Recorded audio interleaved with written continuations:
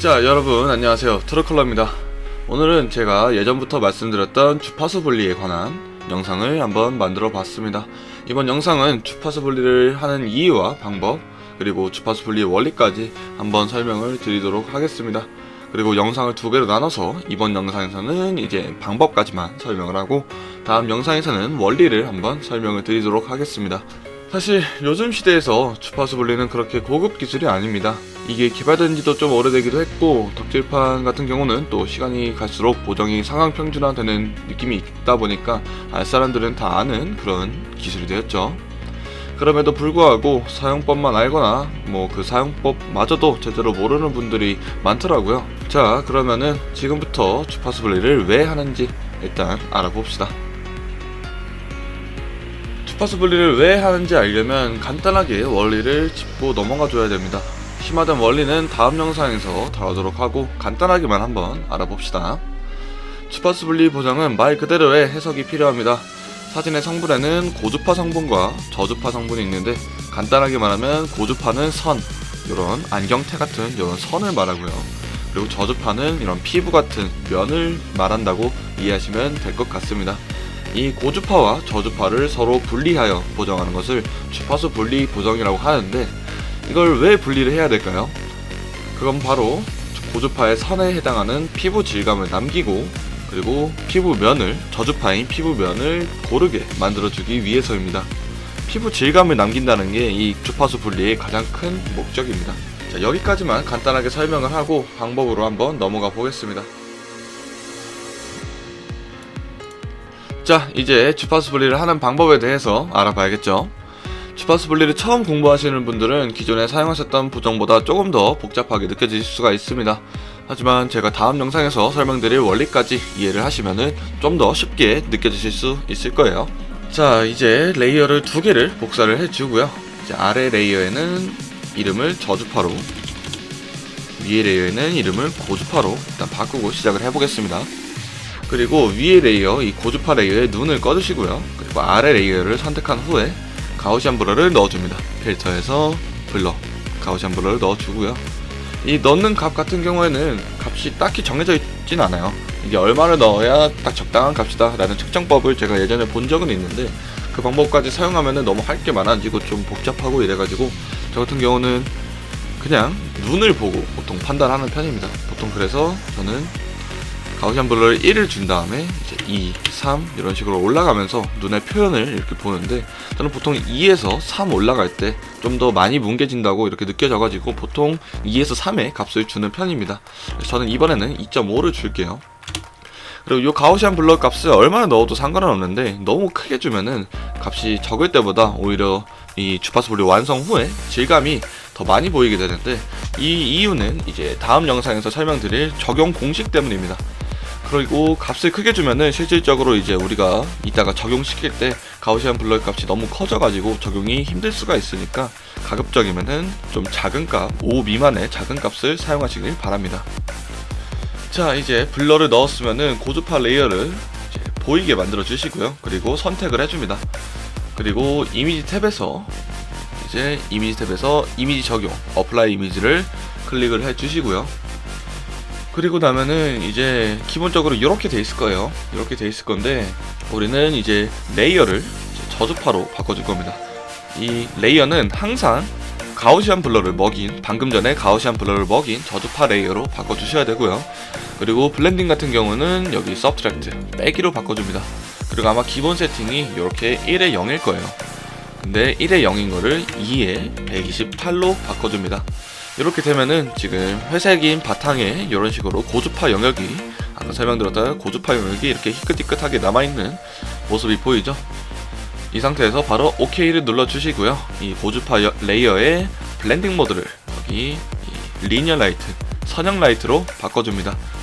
이렇게 되면은 딱 1차적인 방법은 완성된 거고요.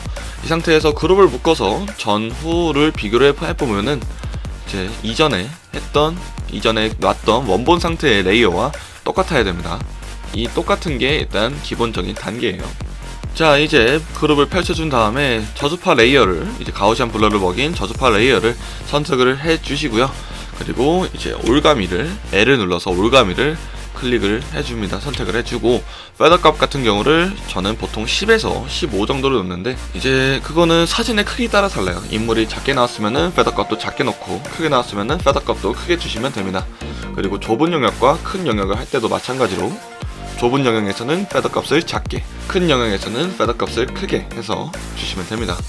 자, 그리고 올가미로 영역을 선택을 해주시고, 이런 식으로 대충 일단 영역을 선택을 해주시고요. 그 다음에 가우시안 블러를 이제 넣어주면 되는데, 여기서 선택할 때 주의점이 있어요. 주의점이 있는데, 이제 이런 눈이나 이런 머리 옆에 머리카락, 그리고 입술 같은 이런 대비가, 색상과 대비 차이가 큰 부분은 포함되지 않도록 걸어주시는 게 가장 중요한 부분입니다.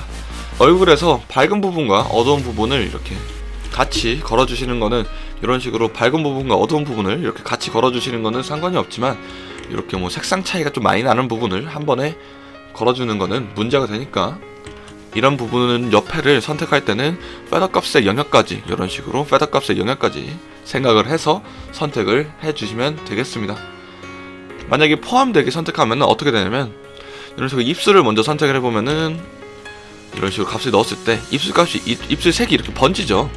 좀 많이 넣는다 치면은 이런 식으로 입술 색이 옆으로 번지기 때문에 굉장히 좋지 못한 표현이 되고요. 그리고 머리카락 같은 경우도 이렇게 만약에 포함이 된다면 옆에 이렇게 표현이 애초에 잘못돼요. 이런 식으로 머리카락의 질감도 무너지고 옆에 머리카락의 색깔도 같이 옮겨져 오는 이런 상황이 나오기 때문에 꼭 이런 부분을 조심해서 선택을 해주시길 바라고요. 그리고 이 작업은 가우시안 블러를 굉장히 많이 써줘야 되는 작업입니다. 근데 우리가 계속 이렇게 필터 탭에 가서 블러를 계속 이렇게 넣을 수는 없잖아요. 가우시안 블러를 하나하나 이렇게 클릭할 수는 없잖아요.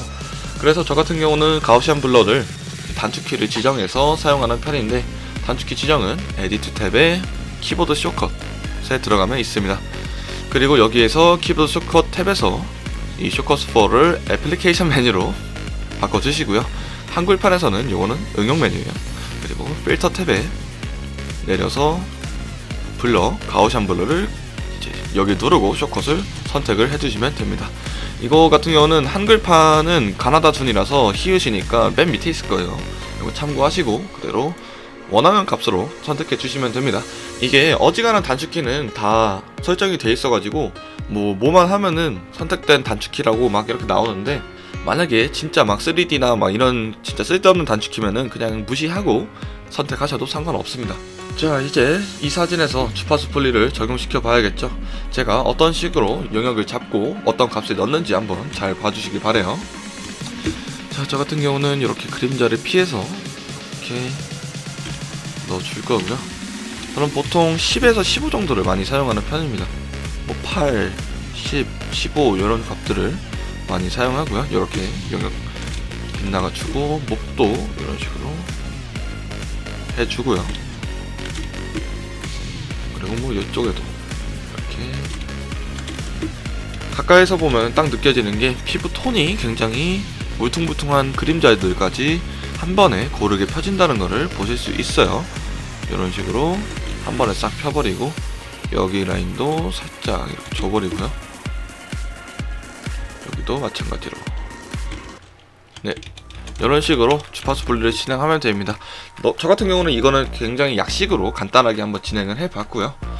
전후 차이를 보면은 이렇게 불균형한 피부 톤들이 고르게 잡힌 거를 보실 수가 있습니다. 이런 식으로 이제 울퉁불퉁했던 피부 라인이 이제 피부 결이 이렇게 한 번에 잡힌 거를 보실 수가 있습니다. 주파수 분리는 이렇게 진행하시면 되고, 다 한 다음에는 R10CON2를 통해서 그룹을 누른 다음에 죄송해요. 이것도 하나의 주의점입니다. 그룹을 누른 다음에 R10CON2로 새로 하나 이렇게 내보내 주시면 됩니다. 이러면 끝인데, 이렇게 말고 주파수 분리를 다른 방식으로 사용하시는 분들이 몇 분 계시더라고요. 그런 분들은 제가 지금 알려드린 방법을 보고 조금 의아하실 것 같은데, 보통 레이어를 새로 만들고 그 위에 이렇게 레이어를 새로 만들고 그 위에 클리핑 마스크를 씌워가지고 뭐 이렇게 칠을 한다든지, 이런 식으로 칠을 한다든지, 아니면은 뭐 여기다가 뭐 패치를 가지고 이런 식으로 피부 결을 이렇게 아예 잡는다든지, 지금 잘못됐네요. 소스를 해야 되는데, 이런 식으로 피부 결을 잡는다든지 이런 식으로 주파수 분리를 사용하시는 분들이 있는데, 보정에는 정답이 없지만 저는 굳이 라고 말씀을 드리고 싶습니다. 주파수 분리는 피부결을 남기기 위해서 하는 보정 방법이고, 아이돌 사진이 아무리 피부결이 필요 없다고 해도 피부결을 지우는 방법은 저것보다 훨씬 더 좋은 방법들이, 쉽고 좋은 방법들이 많기 때문에 보정을 어떻게 하든 본인 마음이겠지만 저는 지금 사용하는 이 주파수 분리 이 방법이 더 좋은 방법이라고 생각합니다. 안 좋은 피부결을 하나하나 따는 것보다 훨씬 피부결을 컨트롤하기 좋은 방법들이 많아요. 그렇기 때문에 여기서 절대 피부결을 건드리지 마시길 바랍니다. 아무튼 주파수 분리는 불균형한 피부의 그라데이션을 가우시안 블러로 펴서 깨끗하고 균일한 피부톤을 맞추는 것을 목적으로 합니다. 그렇지만 너무 많이 하면은 얼굴의 깊이감이 줄어들 수가 있으니까 적당히 해주시는 게 중요하고요. 여기까지가 이제 간단하게 알아본 방법이고, 주파수 분리를 완벽하게 쓰고 싶으시다면 제가 이 다음 영상에서 말씀드리는 원리까지 제대로 한번 알아보시는 것을 저는 추천을 드립니다. 이번 영상은 여기까지입니다. 보신다고 고생 많으셨고, 제 영상이 보다 나은 사진을 만들어내는데 도움이 되었으면 좋겠습니다. 재미있게 보정합시다. 트루컬러였습니다.